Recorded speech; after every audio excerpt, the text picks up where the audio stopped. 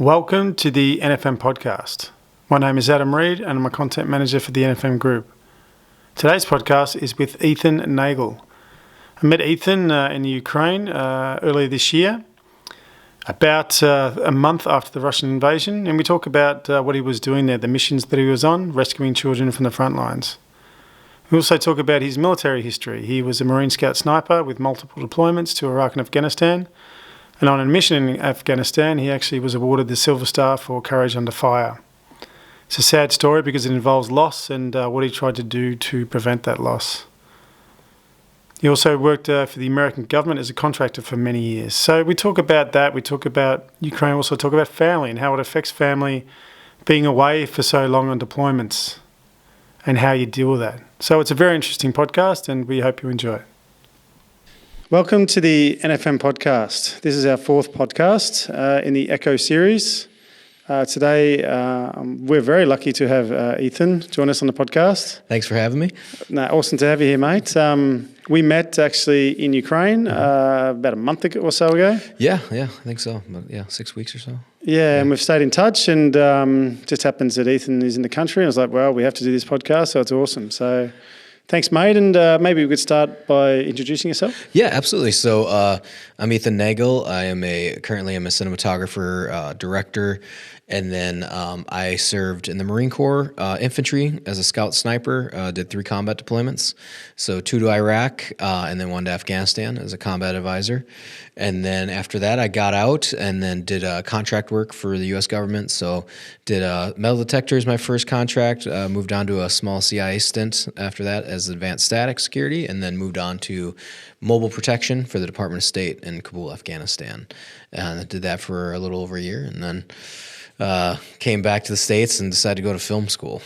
Yeah. So I joined the National Guard to kind of keep one foot in, one foot out. You know, maybe I'll get on another deployment or something. But I ended up just at a division headquarters spot. So I ended up deploying once more, but that was to Kuwait. And that's, for guys listening out there, it's Not a deployment. It's not a deployment. Yeah, it's not at all. And I knew it, obviously, at the time. It was me and my wife were getting married. So I was like, I'll get some money for the wedding.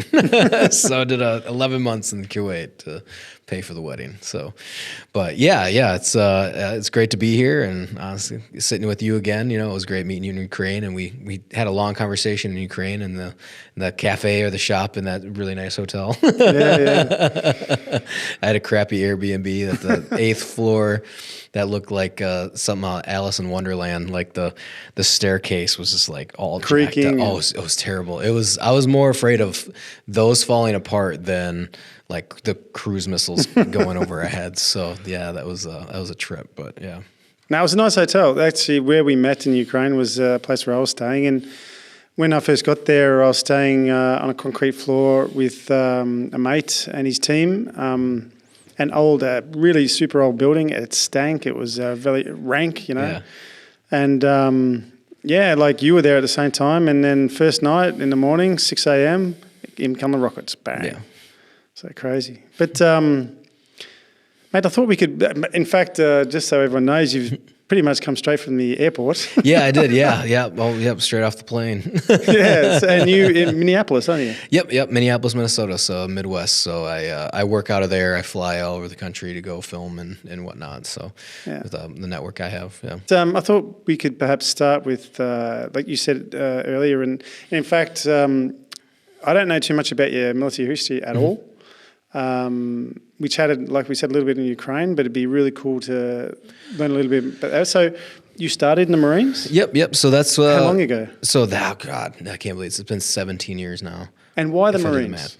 So it was, okay, yeah, so there's kind of the story behind that. So both my grandparents served in the Marine Corps. One was in World War II in the Pacific. He was a Marine. He was a gunner on a aircraft carrier in World War II. And then my other grandpa, he was in the Korean War. He was infantry, but they shifted him to, because he knew how to type. So they ended up driving the generals around and like typing, but he would go to the front line a lot. Like he was, so he was in combat off and on. And he was in Korea. And did you get to talk to them about No, not at all. So the one that was in World War II died when I was like 8 years old. But my dad had heard some stories, and I had kind of heard through him. And I do remember, though, he had a tattoo on his forearm, and I never knew what it was. And it was a faded Eagle, Globe, and Anchor, which is the symbol of the Marine Corps. Yeah. So I was like, oh yeah, that's right. Like I remember looking at that, and then also he had a book too of basically his memories from the Marine Corps from World War II, and it has like a bunch of pictures, and his friends signed it. It's like this really cool memorabilia. And then they handed a map out after the war was over of all the battles they'd went to. They handed it out to everybody on the ship. So we actually got it framed up downstairs in my parents' living room. It's this awesome map from 1940s, like 445 of the map they issued to them after they won, like the World War II. It's like, here's all the battles we were in, and with the dates. It's pretty cool. And then my other grandfather, he's just a quiet guy. But towards the end of his life, though, when I was in the Marine Corps and then after the Marine Corps for a few years, he would just talk to me and my brother, because my brother's a Marine also. And like that was the only thing that stuck with him. Like he had Parkinson's. And the only thing that he would just talk about, he'd come up to me or my brother and just start telling stories. Like he would just talk about boot camp. He would talk about Korea a little bit, and then he would talk about his training. And then I remember he pulled me aside once and was telling me, like right after I got out of the Marine Corps, he was like, you should use your GI Bill, And I'm like, oh, I will, Grandpa. Like I was fresh out, maybe not even a year. I had other plans, but all that kind of stuff. But yeah, their influence, like, I have always wanted to be in like, it basically, there's a bunch of reasons why I joined, but the Marine Corps was always there because of my grandparents, but then just the lore of the Marine Corps. So the Marine Corps is the best of the best in the U.S. military. I mean, once you join, you obviously Doesn't everyone say that? They always say that, yeah, but the Marine Corps infantry specifically too, and Marines are the most disciplined, they're the most hardened, they're the most aggressive, and that's where you want to be if you want to be an infantryman. Like, they're the best of the best. They just are. And even like Army Rangers will tell you, they're like, yeah, those guys, they'll do cool high-speed stuff. But like in Army units, there'll be like different units that are good in the Army, but other units are terrible. But Marine Corps infantry across the board, everyone loves them. Like they're just a bunch of hard-nosed dudes with like weapons that'll just destroy anything, and they'll just like go attack there, and they do it in the most aggressive, violent way possible, which you want in warfare. Mm-hmm. And we're trained like that too. It's in the training. It's in our everything that they teach us. And so anyway, I wanted to be a part of the best, and growing up, I was always into movies and like into storytelling, and honestly, it was just one of those things that stemmed from wanting to prove myself in combat. Like one of those, the ultimate test of man, I always say, is warfare. And, you're watching Saving Private Ryan growing up, you're watching Black Hawk Down, Platoon, and like all these things of like, all these previous wars. And I remember my wrestling coach, which also had a big influence on me, he told me, if you want to be the best, go where the best are. And so everything just kind of all pointed to the Marine Corps. And so I signed the papers. I mean, 9/11 happened, and my freshman year in high school. And then so when I was a senior in 2005, the Iraq had started, in March of 2003. So there's 2 wars going on, and I was like, now's the time to do it, if there's any time to do it. And Iraq was pretty bad at the time. It was pre-surge. It was just heading south. Like it was just not good. So I joined up and joined the Marine Corps Infantry in July of 2005, July 11th, I believe it was 2005. And then the war was just rolling. And I was in combat within, I think, 7 months. So I joined in July, and I was on boots on ground in March of 2006. Yeah, it was wild. Like I went straight to boot camp, came home, went straight to infantry school, came home, went straight to my unit, and deployed. So did you think that was enough time? That training was good enough to prepare you for? Yeah, I mean, you got to cut your teeth either way. There could have been more training, but at the same time, it just is what it is. Now the Marine Corps Infantry, I'm pretty proud of it. I know a good friend of mine, he revamped the whole entire training program. So now they are 100% like so prepared for war. I've seen the training schedule. I've seen what they do. It's like light years ahead of what we did. So, but they trained us as best they could through infantry school. And honestly, it was really good training. And then once you get to the unit, then they spin you up, but it was just baptism by fire. You know, you got, it doesn't matter if you got the check in the box or not. You're heading over and going to war. And so where'd you head? Where were so you? I was in Al Anbar province. I was, That's where the Norwegians were too. Were they? Oh yeah. It's that's the thing. So I was in Al Anbar province. Yeah, that's right. Yeah. In Al Anbar, and I was in the Haditha Triad, so just as south of the Haditha Dam, and I was in a small. I shouldn't say small, but it was a town called Barwana. It's Haditha, Haklania, and Barwana. And so we were there for 7 months because that's what the rotations do for the Marine Corps, but they're pretty intensive 7 months. It's like just go, go, go, go. And that was kind of like the baseline misery, pain, everything. Like we were getting mortared. Once in a while we get into a firefight, but we were getting hit with IEDs, mobile. So can I ask you, so at that time, the Americans had controlled Iraq, and was this the insurgency? Yeah, this is the you insurgency. were battling against. Yeah. So we were fighting the insurgency. Yeah, and we were doing counterinsurgency operations. Trying to win the hearts and minds of the locals, and then we were patrolling, trying to find the insurgents, and we were hitting IEDs left and right. Even on foot patrols. So I was foot mobile the whole time. And okay, you went around. Yeah, I wasn't. No Humvees. Yeah, and I felt bad for the guys. Our mobile section, what we call mobile, than the Humvees, because they were getting hit with IEDs constantly. And then us on the ground, at least on foot, we were like, okay, we can at least go around corners and maneuver, but we were still getting hit with mobile. With they would throw it in our path, and we'd walk right over it, boom, and detonate. And we were on the receiving end of 155 artillery rounds and stuff like that as IEDs.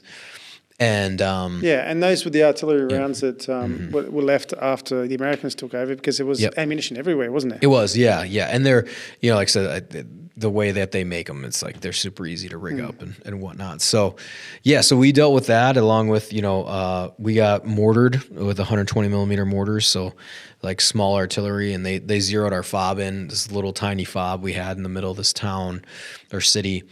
And they just blew up our fuel farm. They blew out tires in the Humvees. We were living on, basically there's like 100 odd some dudes living the size of like a half a football field, in a 2-3 story building. And it was super austere conditions. It was rough. And like I said, we were patrolling 16, 20 hours a day, getting 1-2 hours of sleep at night for 7 months straight. Just absolute misery. It was hot. Yeah.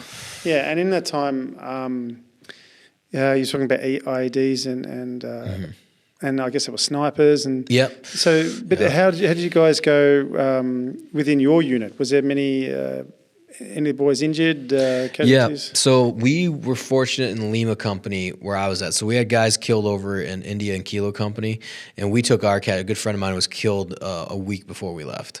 So he was killed in an IED strike. And then we lost our last guy.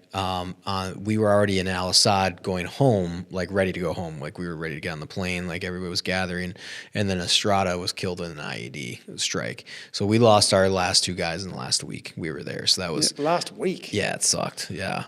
And because we got that far. Yeah. But we were fortunate per se. I almost got killed how many times by snipers and by IEDs, and same with everybody else. We all had stories of. We had one guy, Richmond. He got hit twice with snipers, and then they wouldn't let him leave the FOB or the forward operating base anymore. They stuck him in to be radio man because he got hit twice by snipers. He had 2 Purple Hearts, and I believe he had a Purple Heart from Afghanistan, from the previous deployment they had been on. A Purple Heart being when you get injured. When you get injured, yeah. So he was actually physically. Yeah, he got shot. It was it went through his trap or something like that, and then there was I can't remember the second time he got shot. But yeah, they literally. Oh no, sorry, he got hit with. That's what it was. He got shot, and he took it in the trap or something like that, and he was fine. And then we got mortared, and he took shrapnel from the mortar rounds, because the mortar rounds land right next to the post, this little shack we built on the buildings, and they would just boom land, and it just shrapnel shot right in and got him, and he was fine, but it was just he's a bit of a magnet. Yeah. They were you're done, and he was yeah, that's fine, And actually, I met up with him in September. It was crazy. crazy. I hadn't seen these guys in like almost 15, 16 years.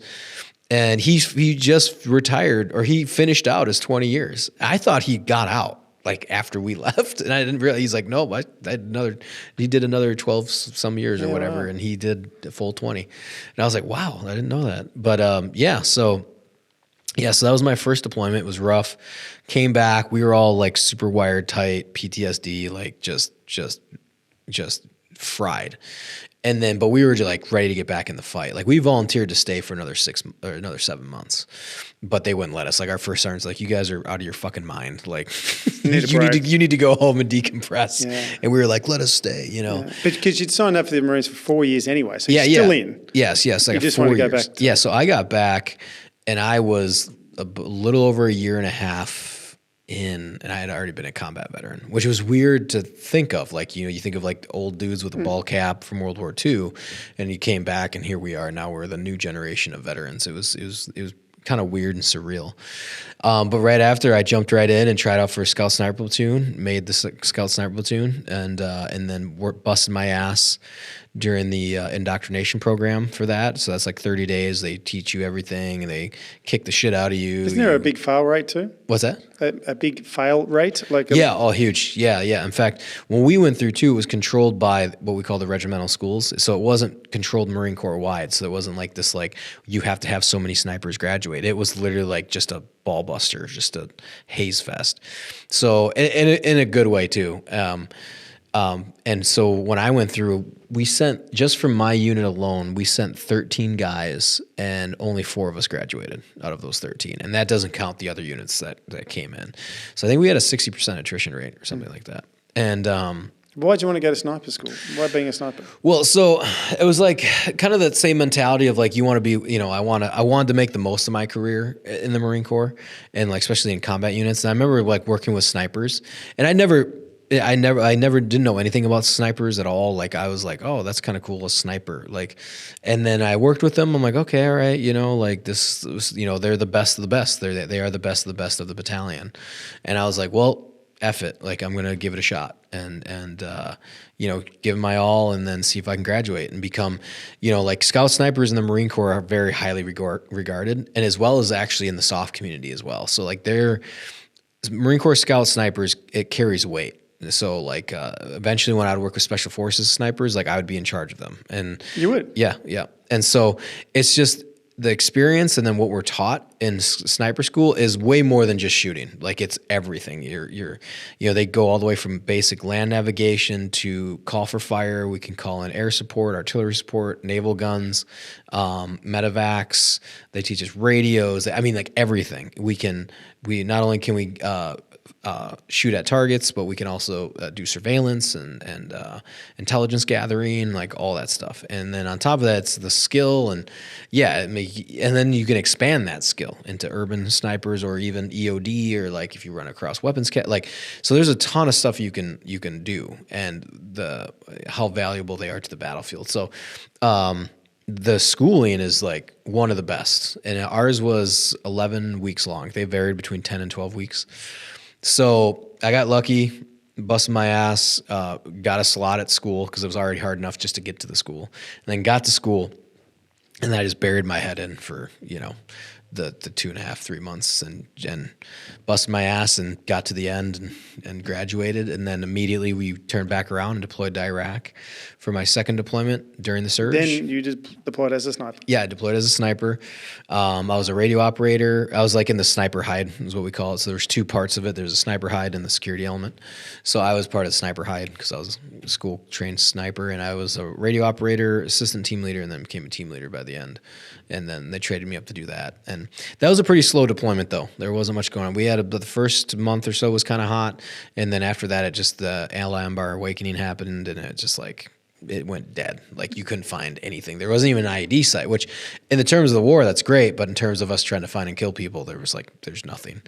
So came back from that. And then finally turned 21. So I was I was a 2-time veteran. But I came back, and I had like 3 weeks later I turned 21. And then Afghanistan just came back into the minds of everybody, and that really kicked off, my brother went, and I was like, wow, I don't know what's in Afghanistan. You're not going to find anything there. Like no one was hearing about it. And at this whole time, it's been a shooting gallery. And so my brother went, and I was hearing his stories. I was like, oh my God, like he was still over there. So I was trying to volunteer to get over, and I basically found my way onto these combat advisor teams, which are basically watered down special forces teams. And they're there to supplement the Green Berets that were over in Afghanistan. And so the Marine Corps took on the combat advisor role, which is basically we just take the infantry out and we just go hunt down Taliban. We train them up and we just go make contact and patrol the area and get into fights. And so that was... that tour changed kind of my life and my trajectory. I was actually looking to go to film school. I was applying to Art Institute, going to go be a computer graphics CGI artist.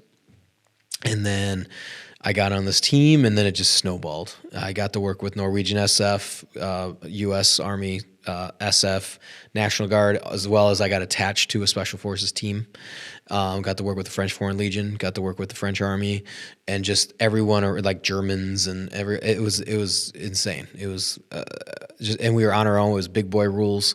You know, we had an Army Special Forces major take over our team, so then he ran us like an SF team. So it was just... He was a Green Beret, was he? Yeah, he was a Green Beret, yeah, which is like super rare for him, a National Guard Green Beret to come in to an active duty Marine Corps team and then take that team over. But it made sense for the mission we were doing.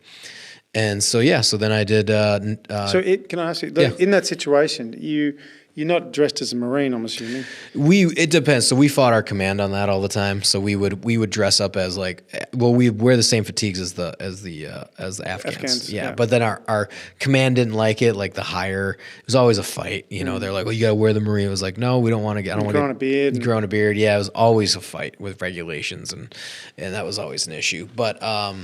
yeah, so I did that for 10 months, and like I said, that kind of changed my life. That's where I met a lot of guys contracting, and that's where I was like, oh my gosh, special operations, this might be an option, you know, making more money, you know, like using my skills to come back over and kind of and whatnot. So, and then also too, at the same time, that's when the Silver Star battle happened. In July of 2009, where we got surrounded by, we got ambushed and surrounded by 75 to 100 Taliban fighters. Whereabouts? What's that? Whereabouts? Uzman Valley, which is like, it's weird. It's like I think it's an offshoot, if I remember correctly, from Kabul province, but it's like, even though it's like 2-3 valleys away, like it's the way it swung. It like did this weird hook shape, I believe, but it was over by Fob Torah. Uzman Valley, Alisay Valley. I think the Logman was next to us. Well, I don't think it was Logar, but I think it was Logman province was next to us.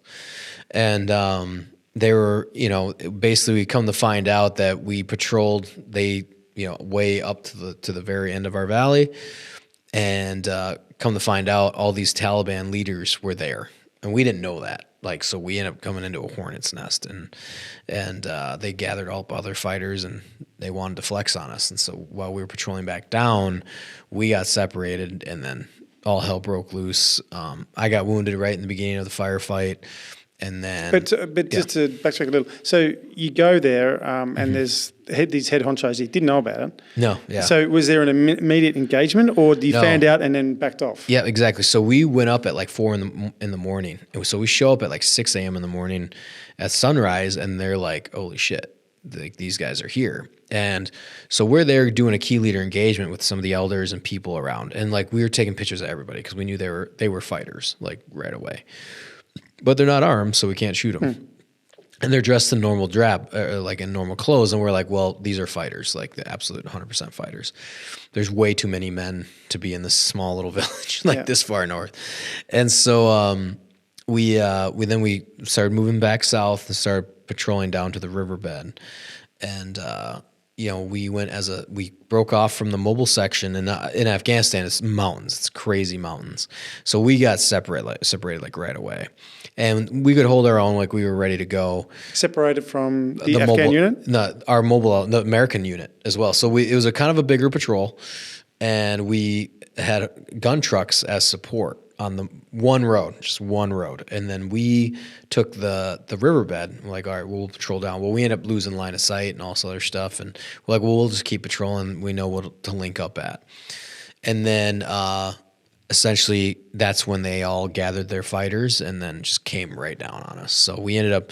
So you were lower, and they Yep. started. What was it? Was it mortars? Was it Machine gun fire. machine gun? So yeah, they opened up on us with machine gun fire, and then it was just it just kicked off. Like I got took shrapnel to the face right out the gate, and then another one of our Shrapnel guys. from fire or from mortars? Small arms. Yeah. So like hit the tree, exploded, and like shot shrapnel Yeah. into my face, which is also a really important lesson. And always keep your eye pro on because I should have lost my eye. Yeah, I didn't have it on. I had it like on my helmet, and it should have took my eye out. But I had punctures all around my eyelid and nose, and like I had a scar across my cheek, but it missed my eyeball.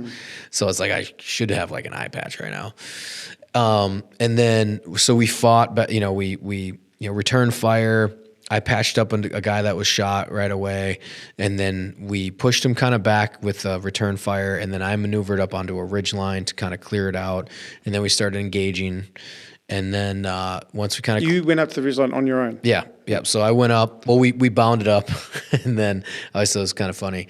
So Chief Warrant Officer Vose, there's basically kind of like this canopy of like of trees, and then it's like the trail went up, and it's kind of like popping out and exposing yourself on this ridge line, like out of the riverbed up onto the ridge. And I'm like, cool. We were bounding up, and then he stops right before it breaks the brush. And he looked at me, he goes, your turn. I literally said, you motherfucker, like jokingly, but at the same time, like, God, you're an asshole. Like, you're supposed to keep going. And he stops, smiles, like, it's your turn. This is an American or this this is American. This is Special Forces, And I was like, oh, God, all right. So then I bust through the brush, kind of like the cover, and then jump over a rock wall, and then we returned fire, and then it kind of lulled out a little bit. So if I could just ask you, so you've been the sniper. Which rifle did you have? So at the time, as a combat advisor, I wasn't in a sniper role, but we did have an M14A1. Yeah. And so I bought a Leopold scope out of my own pocket and slapped it on there, which is actually the M14 is like the old one they used in Vietnam. In Vietnam, yeah. It's synthetic. It has synthetic stock, so it was slightly updated, but that was it. There's no tack, there's no rails, no nothing on it. Just enough rail to slap on a rifle scope. That was it. So that was amazing. I love that rifle. But it also meant that I had less ammunition because it was so much heavier. The magazines. That was 308? Was that? Yeah, 308. Yep. So then, like I said, we returned fire, got up onto the ridge, and then we were engaging targets off and on. We were taking fire, going back and forth. Everything was sustainable. Like we're not, getting overrun, but we were getting hit from 3 different sides. And then what I did is I go, okay, I'm going to go check on the east side. On the west side, and go secure the road or check out, what's going on, or just kind of push over and hold security. And because the road was on that side, and I go, okay, so I move over there, and then that's when I thought I was dead. So I got hit with machine gun fire directly. I thought it was an RPG because the rock wall exploded. Were you actually hit? Yeah. Oh yeah. So I took a bullet graze. Took a chunk out of my right above my femoral. Right thigh. Yep, and then the bullet ricochets. They split on the rock, but then it punctured in right above my jugular, punctured, and then I had shrapnel all along, just jagged into my arm. Yeah. And then I took off running, and it was crazy because it was everything went I was like, boom. And you took off running even with that leg injury? Yeah. I was like, I took off running. I didn't even know that I had that until I was in the shower that night. So way after the battle's over, I'm like, your adrenaline's going. And I took a shot. I was like, oh my God. It was like my leg started burning. And I looked down. There's a chunk of missing from a bullet. And I looked at my pants, and there's a bullet hole right through my pants. Yeah, but there wasn't obviously much blood then. No. It was just took a chunk, and that was it. It was nuts. It was said it was one of those things where it's just crazy shit happening, and so then I ran.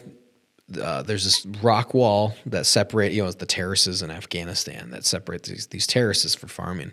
So I ran alongside this thing, and I remember saying to myself, you're not dead yet, so keep fucking fighting. That's the only thing that went through my head. And so I kept running, and I just remember the bullets just kicking up all around me, and it was all crazy, the slow mo. I'm making decisions in microseconds, And one of the Afghans was like telling him, hey, come here. He's seeing me like outrun these bullets. And so I finally got to him, and I calculated just in my head enough to like, okay, now I can jump with all my gear, and I'm going to make it over. So then I jump over the rock wall, return fire. I thought one of another Marine I was with was dead, and I was like, I got to go get his body. And so called out for him a few times, and then finally he answered me, and I was like, awesome. So I gave him cover fire, engaged the enemy, got him over a rock wall, pulled him over a rock wall.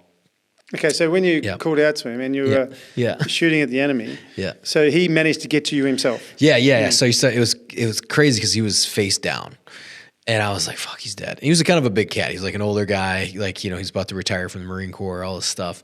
Like, oh, he's not gonna be light, And I had just met him that morning. So he was he was part of the team that was going to relieve me so I could go back home, our rotation. So I was just like, oh man, shit. So I called out to him. He didn't answer. Called out to him again, didn't answer. I was like, this is it. Like, if he doesn't answer now, I got to go run and get his body, bring it over and get it to safety.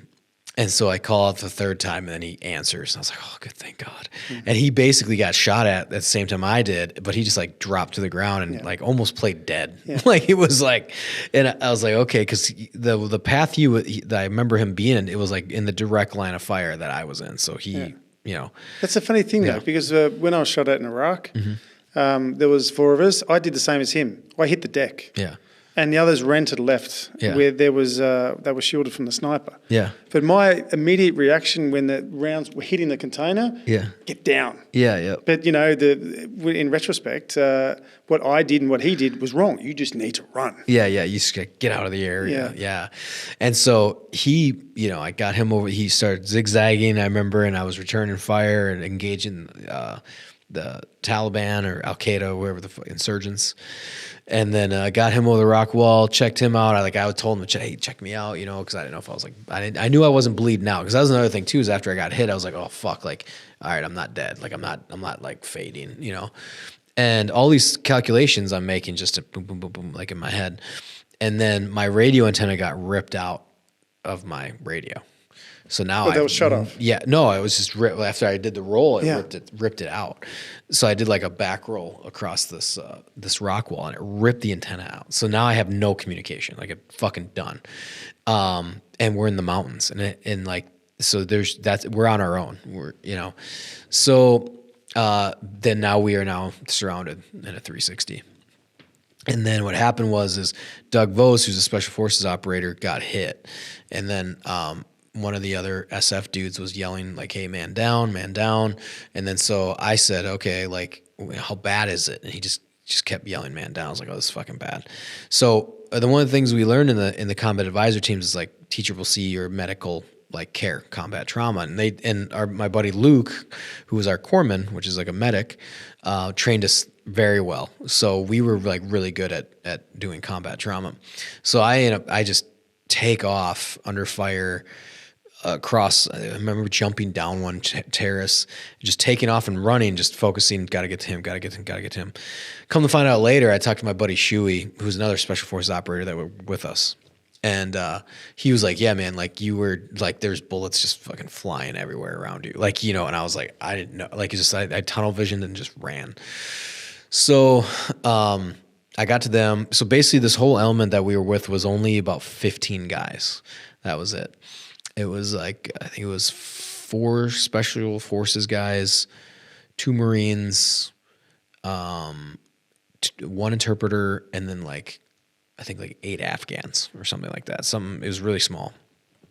And so Vose is hit, and we're just taking fire from like all directions. So I start returning fire, and then you didn't treat him? Yeah, I started treating him too. So I was doing this both at the same time. So at one point, I had my hand on his chest with a chest seal, and then I had my pistol out because I'd ran out of ammunition. So I was using my pistol to keep the Taliban off us and give cover fire, and then engaging at the same time. And then the other guys next to me, Jared, Shuey, and Stovall, were like throwing grenades because they were in grenade range. So I didn't even know grenades were going off. Like that's just like the tunnel. Like we got up later, and they're like, yeah, dude, grenades. We were throwing grenades back. I was like, holy Christ. And that's how close they got. And then my whole thing was like protect his body, Like if he dies, like, or, he's not getting taken. You're not going to take him. Cause that was a big thing back then, was them to snatch up a body, and they were trying to overrun us. Like that was a huge thing. Like we had other elements within the patrol that were getting slammed across the valley, and they specifically did that so that then they would cut us off and go after us and focus their strength on us. And so they were trying to snatch up his body, and so I stayed with him, worked on him, still under fire, returning fire, work on him, return fire, work on him, return fire. And what type of injuries had he? He had basically it was kind of a sucking chest wound, but more lethal. Like the way it entered, it was at a different weird angle where it did more damage than just a sucking chest wound. Because I had treated for sucking chest wound, and it was just like he got better and then he got worse. And then after the battle's still going on, I'm kind of giving an abridged version here, and that's okay. Yeah. And so, eventually the SF medic that was there came up to me, and he kind of took over, and then we started working on them together. And then finally, I remember thinking like, God, this is gonna be a long fucking day, because I saw these 2 Taliban dudes run up on a hill, not far from us, probably like 200-300 meters. And they're going up, and I could tell they're going to a fire position, and it's looking straight at us. And I was like, I just remember seeing them. I looked at it, I was like, it's going to be a long fucking day. And then right then, like out of a movie, like 2 fucking rockets just blow up, and it just wastes these dudes. So they go, yeah. And then like this strafing 50 cal round. And I look up, and it's a Kiowa helicopter just swinging by, just lighten everyone up. And it was like I said, out of a movie. Like I just look up, I was like, fuck. And then that second, boom, just they explode, like their bodies got ripped apart. And I was like, holy shit, all right, this is great. Because we had no communication. So the helicopter. So who communicated with the helicopter? Who got the helo? So we had a SF, we had a special forces radio guy, EKKO, but his comms were down, like off and on. So it took him a while. So when we had no comms, we had no comms. But then he eventually got his up and running. But it was a little bit. So like maybe an hour or 2. Yeah. And then finally he got him up, and then boom, the air support came in. They also knew that we were getting hit. So then they started sending helicopters over to us. So yeah. So these two guys get blown up. Yeah. So I was like, holy shit. Like, and then eventually my buddies got to us from the mobile convoy. They finally fought back up the valley, the one road, and then basically had to patrol to us probably about a few hundred meters to finally get to us. And then I set up an LZ, and then I coordinated everybody. I said, all right, we got to defend the Medivac, otherwise they're going to shoot it down. Okay, and at this stage, you were out of ammunition 308? Yeah, I'm actually out of 308. I had picked up a saw, a machine gun, and was using that. I'd used my pistol. And at what about the injured guy, Shui? Where was his rifle? Could you? Oh yeah, Doug Vose had an M4, and I was about to use his M4. And then I gathered everybody up, and then I managed to have like just a little bit of M4T. Like I pulled out a mag, and I had like a few rounds left. I was like, okay, I can fucking use this. So I remember doing that, being like, oh fuck. I knew I was black on ammo, but it was like just the last amount I had. So these guys came up. We coordinated, like I said, all right, we got to defend the bird, otherwise they're gonna shoot it down. So it was like it could barely land in this small piece of space. So the first bird came in, drew fire, and like it did a mock landing, and then took off so that Taliban could draw fire. We then engaged the positions and just laid waste to like every single one that we could see. And then the bird came in, the actual medevac came and landed, and it was just fucking chaos. Like the guy jumped out. I remember my buddy Shui again. He actually brought him up to the helicopter. Doug Vose, he was the one that was shot. Up to the helicopter, and was like, and that guy jumped out, and he looked at him. He said, all he saw him do goes, holy fuck, and started like engaging, because the guy jumped out of the helicopter. He didn't know what was happening, and so he jumps out. He said, and then he sees how close the enemy are. Yeah, and he's like, what the fuck, and started like shooting. And so they get him on the bird. I'm controlling the firing line essentially, and then the bird leaves, and again we hear later on, like, because we were engaging those targets, it threw them off, and 2 RPGs went over, so they managed to miss the fucking bird. Yeah. So that was great, because if they hit the bird, like the medevac, we would have had mass casualties. Like we were right next to it, so it would have just turned and then chopped all of us in half, and like it would have been a disaster. So. And then we get him on the medevac bird. He doesn't make it. He didn't make it? No, he didn't make it. No. So, and then, we get back into the patrol and then fight our way south. Like that one, I was, that one we had someone else take lead on, but they're shooting RPGs flying everywhere. But we were kind of like, it was a bigger convoy. So I was sitting there like, all right, cool, we're taking fire, but it's fine. They're like 10 vehicles ahead. And then we made it back, and that was like, so that's kind of the abridged version. Mm-hmm. So, and then later on, come to find out, they nominated me for the Silver Star, and was awarded that in 2013. So ceremony for that, and then. So, but when was the first time you heard about you were being nominated? Like, who was it that? So I had heard rumors about it. Because all the other guys in the Special Forces team that I was attached to, and also in that firefight or that battle, they were getting Bronze Stars with Valor. And then they had told me, like, hey, yeah, you're my team leader, like, who was a Marine, was putting me in for something. And I was like, okay, cool. And then I didn't hear about it. And then after I had gotten out of the military, I had heard, like, he had told my dad, Buckley, Michael Buckley was my team leader, and we're still good friends to this day. We see each other every so often. But he was doing a road trip, and he got out of the Marine Corps, and so he told my dad, like, hey, I put Ethan in for this, and my dad kind of told me, so I found out. And then a month later, Dakota Meyer, who was awarded the Medal of Honor, he was in my sniper platoon. He relieved my rotation. And he did a Medal of Honor run literally like the day 2 or 3 days after we left. And so he calls me up and he said, hey, your Silver Star and my Medal of Honor are right next to each other going up the command and getting approved. And I was like, okay, cool. So then that confirmed it. I was like, all right. Well, then the Navy lost it because the Marine Corps is part of the Department of the Navy. So they lost it. What do you mean lost it? Like the paperwork got lost. Yeah. So then my dad contacted the Department of the Navy, is like, my son was awarded, was nominated, like it was official, it wasn't like hearsay. And then they found it within like a few weeks. Yeah. It had just stopped at someone's desk or some shit like that, and they found it. It was all in the system, and they just never awarded it, or it was getting approved, and then finally they did the final approvals, and then did the ceremony. So it's I'm not too familiar with the American medal system. Mm-hmm. Everyone's, of course, heard of the Medal of Honor. Yeah. But in a ranking setting, the Medal of Honor is at the top. Yep. The second one is the Service Cross. Okay. And then Silver Star is number 3. So those are the top 3, and those, like, you can only be awarded those for valor in combat, and then to be awarded those, it takes like a lot. So. So you were given that medal by the president? General. No, not the president. The president only does the Medal of Honor, yeah. And then the Navy Cross has to be a 2-star general and above, and then the Silver Star has to be 1-star general and above. So when you found out you were nominated for it, you were with a bunch of guys on that mission. Mm-hmm.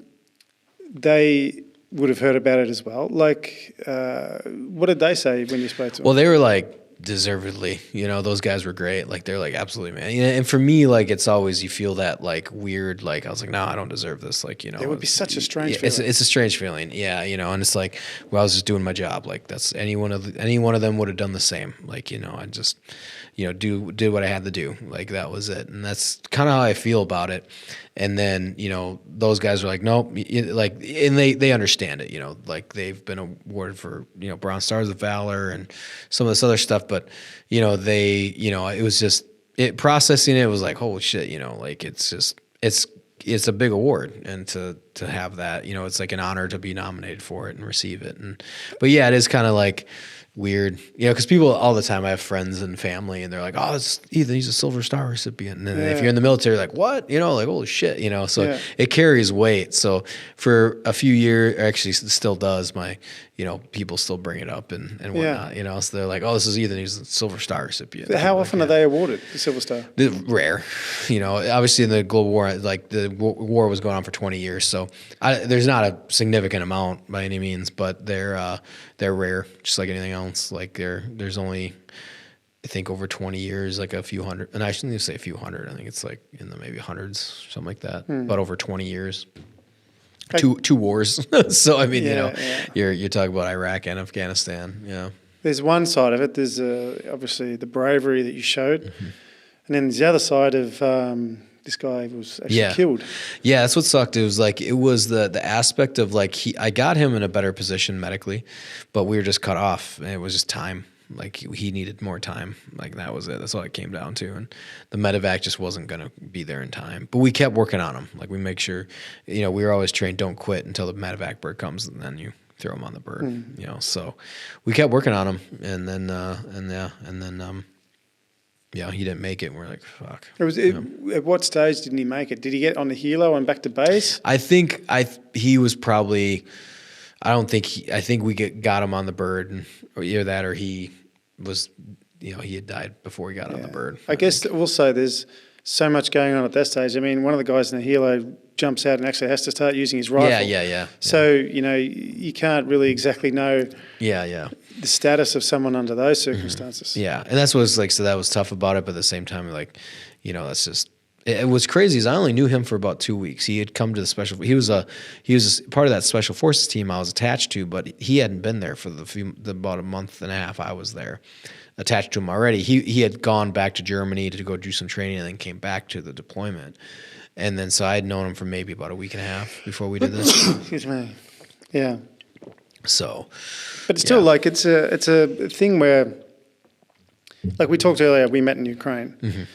And a guy that I got contacts over there like you did, and I had a coordinator in Poland, fix a soldier to transport me from Krakow to the border.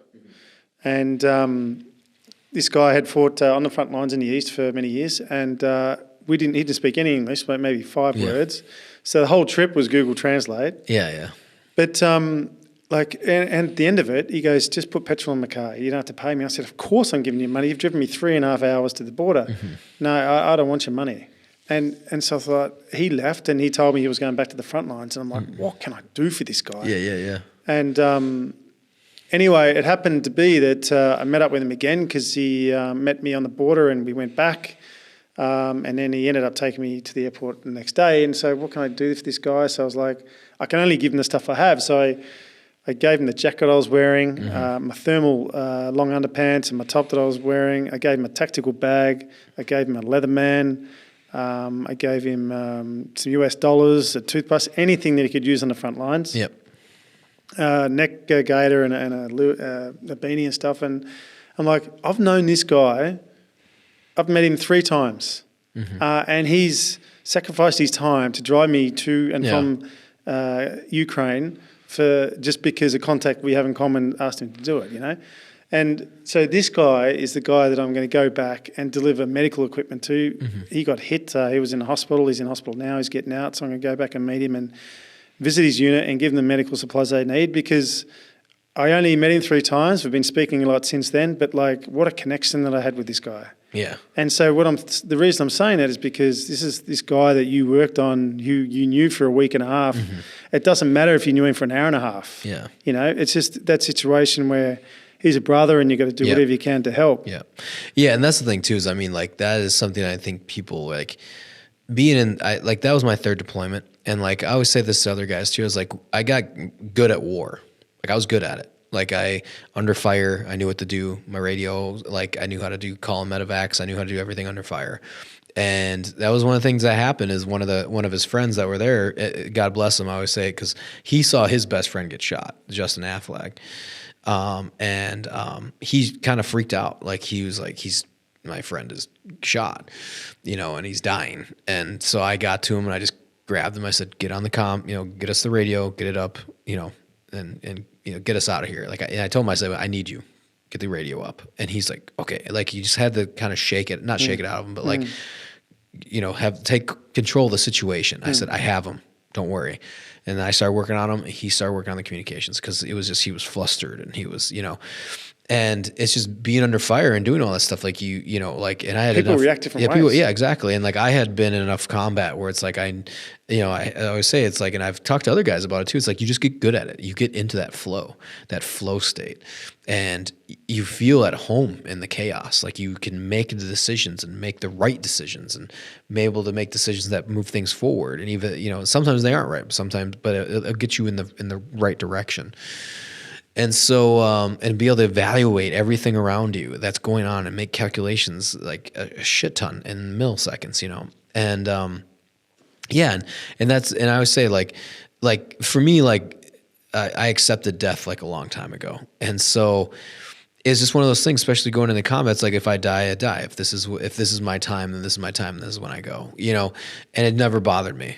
And I think that's, But I guess there's also the element of fear, because I mean, you got really good at combat and stuff, but was that fear factor also there? No, there's nothing. No, not at all. None. Wow. And that's what I'm saying is like, that's why when I was with Vos, I was like, no matter what happens, I'm like, if they're coming for him, and if I have to die, then I'm going to die here with him. He's not going to die alone. Like, he's not dying alone. And so then because that just takes over. Like, that's what we're trained to do. That's like the ethos of like the Marine Corps infantry. It's like, you will die in a pile of brass before you dishonor any of your unit or your men. Like, you will not leave anyone behind. Like, it's better to die in a pile of brass than to retreat. Yeah. And that's the mentality that was beat into us, and that we trained to do, and we hold, very high. And so that was like, when we were there, and I was with Vos, it was just like I said, that it was kind of weird describing that feeling. It's like, no, this is if I die, I die. Like, that's it. There's no fear. It was just, and I remember feeling the overpressure of the bullets like all around me, just like striking the ground, and I could just feel it. But it was like, you have to stay. Like, you have to stay, no matter what. You have to stay and protect his body, and no matter what happens, if I die, then I die, and this is where I die. Like, and but you're gonna go down. You're gonna go down fighting. And so, yeah, that's the way. That's how I felt about it. And like I said, it's just something you do, like, especially for like a fellow warrior or somebody that's, like I said, I only knew him for a week and a half, but that's you don't need much more than that to, hey, this is where, we're gonna make sure you come home no matter what. And that's just built into us right from the get-go. You've got the same flag on your shoulder. Yeah. But I mean, it's the same, for, I guess, the Afghanis, if you're with them and they get injured, they're your brothers as well in that situation. Yep. Yeah, and so that's, like I said, that's the, like I said, the Marine Corps infantry kind of way, and obviously other guys do it like SF, and they all have, they all kind of feel that same way. And I've talked to like other operators, like Delta dudes, and, even other guys that I knew that, you kind of like discuss that. It's not something that gets talked a lot about, but I talked to guys, I was like, dude, you just feel like you're good at it? And they're like, yeah, it's like this feeling of like, we just got good at it. I was good at war. And then you kind of translate that into then your civilian life, like, okay, chaos, or like, do you still have that edge? Like, and when I was contracting, when we were doing those scenarios, like, can you still think on your feet as quickly as you need to, So it was kind of nice to get back to that sometimes, like, even if it's National Guard or just training or something like that, knowing that you still kind of have that edge. It's a calling, isn't it? It's that's why I went to Ukraine. Yeah, exactly. That's why I went to Ukraine. Exactly, yeah. And that's and like I said, with Ukraine, it was just seeing that unfold and just doing something about it. Like, my parents, and it was funny because a few of my friends and my parents knew what was going on. I was posting a lot about it, and I told them, and they literally go, "Yeah, we figured you were going to go." But they said it wasn't a matter of if, but just when you were going to get on that plane to leave. Just because they're like, we know you. Like, you're not going to stay out of the fight, or you're not going to stay out of this situation. And, and I talked with my wife a lot about it, and then, and some family and friends. And it was just like, yeah, like, we had, the skills that I used to, like, take lives, kill, like, that we were trained to do, and that we went to combat for, and now we're using it to save lives. And that was something that I saw other guys doing too. It's like, we were trained to take lives, now we're going to go save them. We're going to do our best to save everyone we can, or to evacuate as many as we can, know how to build intel networks, and then build supply warehouses, and then get logistics in, and then also just going in and getting the contacts we need to pull these people out. So yeah, it was just one of those things. Yeah, Ukraine was just like kicked off, but prior to Ukraine, the Afghan, evacuation was a disaster. So, and that came out of nowhere. Actually, I take it back. It was a buildup, but it was a much quicker buildup, where we were like, oh shit, this isn't going to be good. And then it's like, I remember, it was one day, and I just started getting Facebook messages of hey brother, can you help me out? And it was old interpreters. And then I started contacting all of them, and they'd like, none of them had left. Only a few had. And I was like, holy shit. So then it just was 2 weeks nonstop from my house in Minnesota, and a bunch of us networked to try and get these people on planes and get them out. So I managed to get 13 total people out, one family during the evacuation, and then 2 families after the evacuation. So, and then I'm still trying to work on one, whether that works or not. But things are, I don't want to say they're easing up there, but it's, we're still trying to work his case with the Department of State so we can get his application approved. So out of these 12 that you get out at 13, have you met them in the States? No, not yet. No. In fact, one family a week ago just got to the States. So they had been in Humanitarian City over in UAE for like the last 7 months. So, and that was the thing, is just getting them out. Like, it was just like... You were doing that externally from the States? Yeah, from the States. Did you actually go to Kabul? No, I wanted to. So we were trying to, and then it just, all the flights were done. Like, no one could get in. There's a few instances of like 1 or 2 people getting in, but that was it. Like, after, like, I was looking at plane tickets. I was like, okay, I'm going to Tajikistan, Turkmenistan, like... what can we do to get in? Pakistan was off the table. Like, okay, how can we enter? How can we pull them through the border? Like, all sorts of stuff like that. But then Department of State wasn't playing ball because it was, terrorist groups and, all that stuff. So it was just a nightmare, and it was a disaster too. So they were trying to save face, and they just wanted it to end. So they were denying application. It was just nuts. So, so I helped out with the Afghan evacuation, and then those same people and those same groups, when the Ukraine kicked off, we all started talking and chirping on the Signal app again. And that was like turned into like, what can we do to help? What's going on? Hey, this is happening. They're evacuating here. And they just snowballed. Yeah, but I guess the thing is, there's always going to be wars. There's always going to be people to help. Yeah. That need to be helped. There's always going to be those who want to help. Yeah. But, it's not that easy, mate. Like, you've got a young family. Yep. Yeah. You got a wife. Yep. I got divorced 6 months after Iraq. Yeah. It's just very heavy on a family life. Yeah. I got kids now, and going over there, I lose time with them, and it's difficult. And we talked a little bit about earlier how you get some guys who were just like, yeah, I'm here, man, but I'm not going to be allowed to come back. The wife won't let me. Yeah. So it's tough. It is, and that's something that's like, it's really, I talked with my wife, and she had done a Kuwait deployment with me, and that was it. And so I had done, which was still pretty, tough on her, but she knows it was a Kuwait deployment.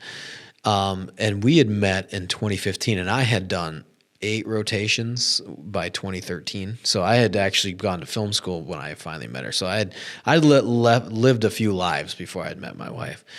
And which is probably a good thing. Yeah, because exactly. If she had been there then, you wouldn't be together. Probably. Oh no, 100%. I mean, I had other relationships that I was like, take it or leave it. Like I really did. Like I was like, I'm deploying and going to go make money. So either I don't care. Like you can stay with me or break. Like I don't give a shit, and I would just go. And and I had kind of done the whole like relationship too, where it was like trying to make it, where it just didn't work. And then and then I finally was like, okay, I'm going to focus on film school, and kind of start easing into the civilian life. But it always like stays with you. And this is something I wrote for an article that should be coming out here in July. But kind of putting it to paper after like 12 to 15, 17 years now, it's that you have to, like for me, like I've accepted the fact that it's always a part of me. And like Ukraine really brought that out. Like Afghan evac, I would have gone in 1,000%. And Amanda even said it. She's like, well, and I was like, yeah, I would have fucking left in a heartbeat. In fact, I almost left in a heartbeat. I almost bought a ticket just to go blindly, but we needed a plan, but Ukraine kind of brought that out, where it was just like, I had actually gotten out of the military, National Guard in February. And it was like hanging it up kind of, unofficially, I didn't retire or anything. I had got like 9 years in total time. And I'm just like, I'm done. Like, it's not for me. I have a daughter now, a 1-year-old, a wife. I got to be home more. I'm already traveling enough as it is for work, and it's starting to put a strain on the family. But, when Ukraine kicks off, it's just, there's just something inside of you that's like, I have to go and help. And not just like, oh, I want to go and help just to, it's not like going to volunteer down at your local shelter. Like, we have the skills to run into a combat zone, like as, cruise missiles are going over your head to try and evacuate orphans or evacuate civilians, or to set up an intelligence network, like, or a contact network, or to get supply lines, set up, and to get IFAC kits built out, and to get them to the right people, and to take that initiative and go. And you'd be surprised, not a lot of people know how to do that. Like, even NGOs aren't that, they're good, but they're not that good at it. Like, and when, so you, a lot of those NGOs, the ones in Iraq I was going to hook up with, they wouldn't leave a compound without a convoy. Yeah. I traveled around in an armored pickup. Yeah, exactly. And that's what I'm saying. It's like, and Ukraine, like I said, just brought that out of me. Like, and it was just one of those things where I just, it's always a part of me, and it's always a part of you. And guys like us, we know that it's always there, and it just never goes away. And like, I kind of accepted that, and I've always knew it was in the back of my head, like, this will always be a part of me. But now with Ukraine, it really is. And it's like, it always just parallels the life that you built. Like, it's been a while since I've been in a combat zone, but now I went back to one, like in 2022, and, after I thought I would be hanging it up for officially, and then a month later, I said, I'm in Ukraine. And it's just something that always sticks with you. And like I said, when you got good at something like that, and we have the skills, and it never leaves you, never really fully leaves you. And I always say too, like, combat never leaves you either. Like, the last thing that my grandfather ever remembered was the Marine Corps. That's it. He couldn't remember anything else. That was it. That's the only thing he would talk about. And you hear about with other people too, like with Alzheimer's or whatever. Like, it's more than just, I don't want to say going to college or like having whatever. Like, military is something so significant at such an early age in your life, and it's such a big, part of you. It stays with you to the day you die, or even going into combat zones, going into warfare, and warfare stays with you till the day you die. Like, it's like I said, it's the ultimate test of man. And I always think, especially with Ukraine, it was just having a family. It's hard to balance that now. Like, I would love to go back, but obviously I have a wife and kid, and my wife was not happy about the first time me going in, because I was going to Poland. Well, the mission changed, and we had to go into Ukraine. Yeah, and that's what the mission required, is for us to go into Ukraine.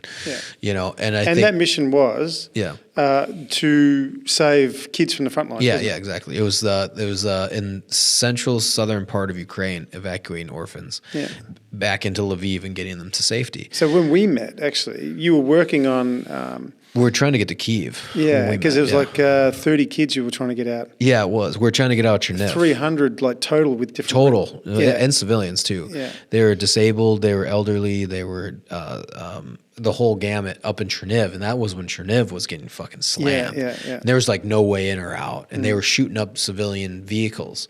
And so, they were doing artillery on them or whatever during certain runs. And so, yeah, and that's just this thing is like, that's kind of coming to that awareness of like, okay, how do I balance this with my family? Not saying that it's like every year I'm going into a combat zone, but I think just accepting the fact that this will always be a part of you, and every once in a while you have to, I don't want to say entertain that, but you have to, scratch the itch. Or it just never leaves. It doesn't. I worked covertly as a policeman, so we were the guys who would do the drug buys and then with the same team that would put on the vests and kick indoors, and you get that adrenaline. And I was young too. I was a policeman at 18, graduated at 19. And it just never left you. So that's why I ended up in Iraq as a photographer. Yeah, and that's why. Another reason I ended up in Ukraine is like you. I'm thinking, well, I've got certain skills that I could use to help people, so I'm going to go and do that. If it has to be with the camera, like honestly, half the time I was over there, I put down the camera.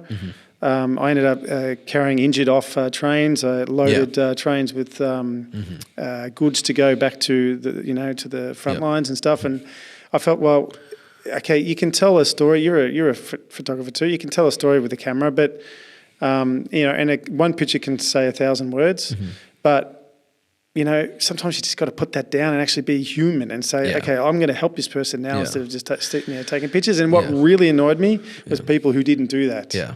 But this one guy in Ukraine would walk around and just take pictures, and we were a few guys lifting, I don't know, hundreds and hundreds of boxes onto this train, and he would just stand around and take pictures, and I just...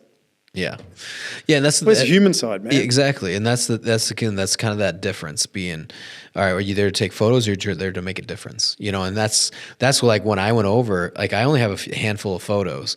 Yeah, same. And it's like I went over to do something. I went over to make a difference. I'm trying to do what I can here to save lives. That's it.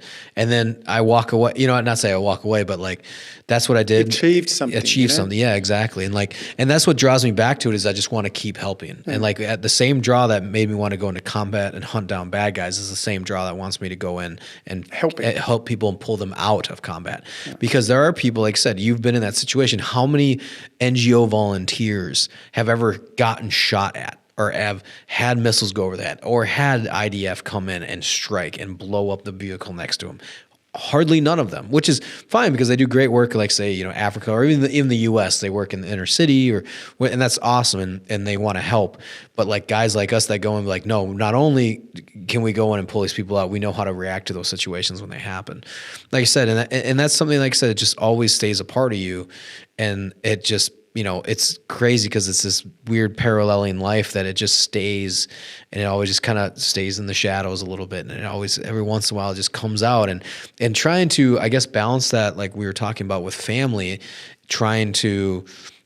For me, that's why I kind of waited to have a family, because I knew, like, when I was younger, I was like, if I hate to say it, like, so the divorce stuff, like, I had friends that got divorced by 20, because they got married at 18, they were divorced by 2021. It was just because of all the deployments, and it was just, their hometown sweethearts. Well, it's like, it's a disaster. I mean, it's like, I always say it's a joke, but I was like, they shouldn't allow Marine Corps infantrymen to like get married until you're like 21. Like it should be a law. Like you'd save so much headache and divorce, and you've got to feel sorry for the women who, who stay behind, raise kids on their own. Yeah.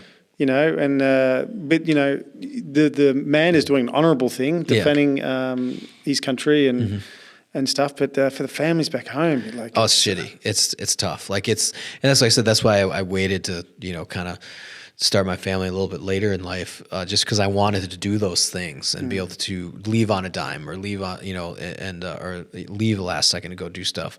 But now that, I now have a family, it's trying, like I say, it's not something I do often, but it is something that it's like almost like a compromise. Like, okay, I'm not there to go hunt bad guys. I'm not there to carry a rifle and make, money as a security asset. I'm there to help people and save lives or just help get pallets of food to where they need to go, and to be able to do that.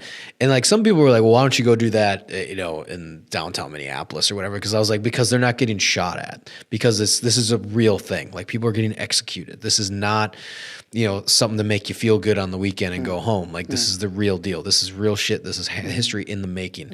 And I just told people, I was like, the Ukraine, it was like, and then seeing the way people are reacting to the way Russia is, it's like, oh, so this is what it must have felt like when World War II was kicking off and Hitler was just fucking mowing people down. And you have people who are like, not our problem. I'm like, no, this is exactly our fucking problem. But now it's all over the media, like in social media. Yeah, everyone's got access to this sort of stuff. Exactly. And I think that's why social media has really impacted so much of the help. And people going over, I always say, like, it was crazy to see the amount of volunteers of people just going over and being like, what can I do to help? And not even like, so cool. Yeah, it was so cool. Not even to fight. I mean, there's a ton of people going to fight, but a ton of them were just retired guys like us, or that were former military or other experiences, LEOs. And they were like, I'm just here to help. Like they bought one-way tickets, and like we would talk with them. They're like, yeah, I don't know where I'm going. Like I just got a ticket. He's like, if you guys need help, let me know. Like this is my number. And if you need a driver or you need something, they just, they show up. I met a guy when I got off the plane, just checking the time, been going for a bit now. That's okay. When I got to Oslo, it was a black bus with this Ukrainian flag on the front of it. And I was like, and I just landed back from Ukraine. I was like, knocked on the door and said, interesting flag, what's going on, Yeah. And he got permission from his boss to take time off work, use the bus to drive from Oslo to the border and back, like non-stop, just to bring, refugees back. From the Polish border. And Polish Ukraine border, yeah. So he didn't actually go in, I don't think, into Ukraine, but he Or maybe he did just inside to pick him up and go out, maybe. Yeah. And he said, I'm just doing whatever I can to help, Yeah. And there's so many people just doing some... This guy who in Poland that's helping us, he's got so many medical supplies and into the country through various means. And there's Swampy that we know, he's been there off and on since 2014, doing amazing work. And there's so many people doing so many good stuff that you just don't hear about, but you don't need to hear about. Like I'm only talking about this because we're on the podcast, but I don't need to advertise to the world what we're doing. You know, like especially when we're there, you need to keep off the radar. Yeah, exactly. And that's the thing too, is I have pictures of like teams I don't even post. You know, like they're not going up. Like, and there's pictures of people I took like they can't go up because they were hackers or they were, you know, we ran into some really awesome characters, like amazing people, like Ukrainians and Americans, you know, and you gotta have, it's just like, whereas some people, like I agree, I guess that's that weird thing of like, and you feel it too, like in some of the groups that you know, I follow or Instagram, like some people are going to Ukraine for clout. They want to throw it up on Instagram, build up their followers, and then go home. And then there's the guys people fish those out pretty well. But then there's the guys that go over, or people that go over that are just like, we're just here to help. You know, like I made a few posts just to update my family that what was going on, you know, and I called my wife and that was it. There wasn't like a big call to try to boost my followers or something like that, you know? And that's what I mean. It's like, it's just like, it's amazing to see all those stories of people going there just to help and then they just go back home. And, you know, like I'm starting to see it more and more. Like I saw a guy coming here that had like a Ukraine hat and he was an American. So I'm like, oh, like part of me wanted to ask him, hey, did you do anything? Or, you know, it's cool if it's just, you just bought it to support the cause, but you know, did you go over or you do anything? But yeah, I think that, like I said, it was funny, like talking with Marco the other day and, you know, and I was like, yeah, my wife was pretty pissed and she doesn't want me, you know, because of that. And like I said, you said mentioned before, and he goes, yeah, that's pretty common. Everybody that has come over, they want to come back, but their wives are like absolutely fucking not. So he goes, that's a pretty common response. He's like, so they're trying to get guys to come back, you know, that were, you know, they were like, we'd love to have you back. And it's like, I know I'd love to go back again. But it was funny because he's like, yep, all the same answers as the wife says absolutely fucking not. So it's like, I know, you know, I was fortunate enough to, you know, my wife did, you know, let me go. And that's the big thing too within, you know, our marriage is just like, you know, I can't just take off and go and say, hey, whatever, you know, it's very much like we talk through it's a team. You're a team. Yeah. A team. Exactly. Like we're a team. We're, you know, and she gush about my wife, but it's like, we are best friends. Like we have to work through teamwork, everything together, you know, and especially with our daughter, and you know, it's a lot to, you know, for her to, you know, work and then take care of our daughter in the afternoons and go back and forth, you know. So me going for 2 weeks was a pretty big deal, and you know, and at the time too, it was kind of shitty time, and she even said it too, is like I was gone, I had done 5 trips already with my previous, you know, employment, and so it was just like, and what I do, and then go to Ukraine for 2 weeks and do a combat zone, you know, and then, so, but we ended up going to Ireland. Boys being boys, mate. I know, right? It's like, then we went to Ireland for 2 weeks after that. So she got better after that. We took some time to decompress and went to Ireland and had a few beers. But yeah, and I think that's something that's important, you know, and I think that's something that doesn't get discussed as much as the fallout of all of that, you know, now that we're talking about family and you know, kind of marriages. Like, I mean, I've seen that. You know, it's, you know, guys that do 20 years, like there's stuff you got to work through, you know, like there's, especially in our era, like with the global war on terror, it was like, I knew guys that did 5, 6, 7 deployments, you know, like, and of course they're divorced, or of course they're, you know, you have problems. Of course their kids don't know that, you know, and like, you know, I've seen that, and that's something for me, like, and I'm, you know, navigating that right now, you know, like how often am I, you know, make sure I'm more around as much as I can be, but even just with the job that I have, like it requires me to travel, and then to have something like, you know, disasters happening, or like a situation in Ukraine, but also, like I said, it's just something that's always a part of us, and that's something that if you identify it early enough and you can kind of navigate it, where it's like, you know, you can kind of, you know, chase, you know, I shouldn't say chase the dragon, but if you can, you know, just tip your toe in every, you know, balance that out, you know, in a family, especially, you know, trying to go back into, you know, it's dangerous, you know, still very dangerous to go, to go into a combat zone, I guess another thing is like your wristband. Oh yeah. That's what's So this was actually my team leader in Afghanistan. He was killed in a rollover, and he was like very influential on me. He was actually worked in California. He was a Special Forces major, Rocco Barnes, and he was actually out of California. And so he had started working in the film industry. He was actually Arnold Schwarzenegger's bodyguard. And he actually come kind of full circle with the family. We were pretty close. He was closer with Mike Buckley, but he was a great mentor. Me and him had done some patrols together, just me and him, checking on our Afghans and just talking history and talking films and contracting and all this other stuff. And I remember him telling me once, and it always stuck with me because he was one of those early generation contractors where he did bodyguard security, and that's essentially what we did, in Kabul. And he told me, he goes, yeah, it's cool, man. He goes, you'll make a lot of money. You'll make $500-800 a day, maybe $1,000. I mean, it's not mercenary work, is it? Because this is for the U.S. government. It's for the U.S. government, or it's actually for Hollywood VIPs. So he was Arnold Schwarzenegger's personal bodyguard, and so when he was killed in Afghanistan, like Arnold Schwarzenegger wrote up a whole piece on him and had the obituary and California newspaper and for his funeral. And but I remember Rocco telling me, he goes it's all good, but he goes, you don't want to wake up at 35 and just be sitting in a hallway guarding a door, basically saying you can go do other things. It pays a lot, but you just don't want to wake up one day and now you're 35, and you're just sitting outside a door in a hotel room just alone. And I remember him saying that before I even started contracting. We were still on our deployment in Afghanistan. So it's just balancing those two. And I saw that stuff, when we were contracting. It was a lot of guys kind of got wrapped up into the paycheck where they had to keep deploying because they had gotten divorced, got remarried, bought a second house.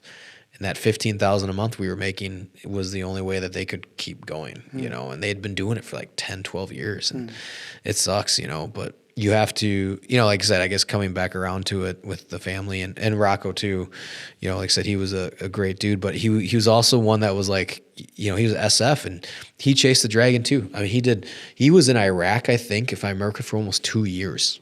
Nonstop, just kept taking. You could do that at that time in the Army National Guard. You could just switch to the next unit and just stay in country. And so he did that, and it was just kind of like a life lesson he kind of brought to it. It was make sure you take a break, make sure you do something else, make sure you pay attention with your family or make other priorities. So yeah, it was something that stayed with me for a long time. Even when I was contracting, always being just know when to call it. Know when to call it, so, but also it always stays with you. So you gotta, it's always that, it's contradiction. In the back of your head always. Yeah. But yeah. So it's just, like I said, it's just, getting older and figuring that out and, just trying to navigate family and warfare still and, and whatnot. But yeah, it's, something else, but. Well, mate, that's awesome. Yeah. Oh, yeah. We've covered a lot here, and yeah. Relived a couple of memories from Ukraine, and yeah. So we could probably wrap it up, mate. Yeah, absolutely. Yeah. It was awesome being on here. I appreciate it. Oh, it was fun. It was a good episode. That was awesome. Yeah. You get a good night's sleep tonight after that jet lag. Yeah, absolutely. Yeah. It's almost that jet lag. I'm actually doing pretty well. Shockingly. I think it might hit me though here in the next hour or so. But when the camera turns off, grab a beer. But yeah. Awesome. Thanks again, mate. Yeah. Thanks for having me on. Cheers. Cheers.